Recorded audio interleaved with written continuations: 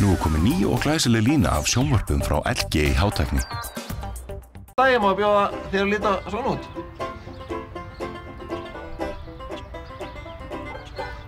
Hámark próteindrykkur fæst í 4 ljúffengum bragðtegundum. Guðjón, hvernig horfði þessi leikur við? Ágætis fyrir áleikur. Missaðum fram úr okkur aðeins í lokin fyrir áleik. Erum síðan bara teknir á tímabili seinni áleik í smá kennslustund hvernig maður á að hlaupa seinni bylgju og ræða miði. Og eigum í miklu erfiðleikum með að klukka þá í vörninni en hérna mér finnst samt svo mikið hægt að læra af þessum leik einhvern veginn. Við vorum að spila við verðum að viðurkenna einfaldlega, við vorum að spila frábært lið sem að bara tók okkur á stórum köflum í leiknum í kennslustund en það er að læra svo mikið á þessum leik fyrir okkur að hérna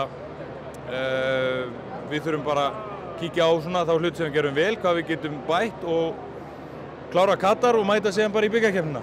Það er kannski jákvæmt einmitt að sóknarleikurinn, hann var á fínum köflum bara mjög fín. Já, hann var það. Og það komu varnir, það voru ekki nógu margar. Við erum þar að láta slíta okkur í sundur og svo framvegis en sóknarleikurinn var allt í lagi. Við erum að leysa það ágætlega en þetta er náttúrulega ömurlegt að tapa svona stór, ekki spurning. En ég vil meina að það sé fullt hægt að læra það. En hvar standa Danir framar okkur? Þeir eru Evrópumeistarar í handbolta, sko. Þannig að það er rosalega, við vorum í 10. sæti í síðasta EM, þannig að þú veist, þeir eru virðast hafa aðeins betra lið en við eða svona betri leikmönnum en ég neita að viðurkenna það er ekki hægt, það er hægt að vinna þá. En maður þarf náttúrulega að eiga fleiri, það verða fleiri hjá okkur að eiga betri leik en þeir gerði í dag en samt sem áður, þetta er svo góður lærdómur fyrir okkur það sem við stöndum með það lið sem við erum í höndunum í dag að mæta svona sterkum liðum og hérna, ég sé bara núna bjart fyrir framtíðina. Við klárum svo Katar á föstudaginn og svo bara 16 úrslit og bikarkeppni, svona alveg leikir. Það er bara ekkert annað, þá er þetta allt eða ekkert og hérna, það verður bara vonandi gaman, þetta er, eins og ég sagði, auðvitað er þetta náttúrulega súrt að vera tekið svona í bakari en maður það líka stundum bara að segja, ok, við vorum ekki á okkar besta leik en anstæðingurinn var einfaldlega betri en við í dag og maður þarf stundum bara að taka ofan af fyrir því og viðurkenna það. Það er kannski astanlegt að spyrja það á þessum tímapunkti en áttu einhvern svona óska mótherja í aðreilnum í 16 úrslitum? Riðillinn þar að spila svona svolítið skringilega? Já, hann er að gera það. Við vorum að taka eftir því í dag.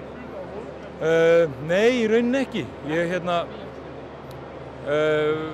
Þú veist, það verður bara, við verðum bara að taka því sem við fáum og ég hef nú upplifað á þó nokkrum stórmótum að ef maður vill fá eitthvað að óska sér eitthvað þá rætist það mjög sjaldan einhvern veginn virðist vera. Þannig að við tökum bara því sem að kemur. Við þurfum fyrst að hugsa Katar og klára það og eigum að gera það, ekki spurning.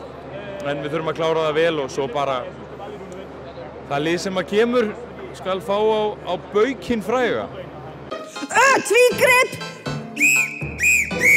Vís er stoltur styrktaraðili íslenska landsliðsins í handbolta. Já, ég meina Aron er náttúrulega lín þjálfari og ég hef verið að fara aðeins yfir þetta með honum og það er náttúrulega ekki nóg að vinna, heldur verið að vinna stórt svo að óbílíkilega var fáið sem mest út þessu móti. Strákarnir okkar stjórna afslættinu. Taktu þátt í Facebook-leiknum og náðu þér í óbílíki.